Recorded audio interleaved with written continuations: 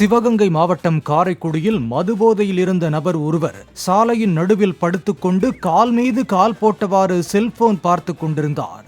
ஒன்றிய கவுன்சிலர் சொக்கலிங்கம் என்பவர் காவல்துறைக்கு தகவல் அளித்தும் அவர்கள் வராததால் தனது நண்பர்களுடன் சேர்ந்து போதை நபரை அங்கிருந்து அப்புறப்படுத்தினார்.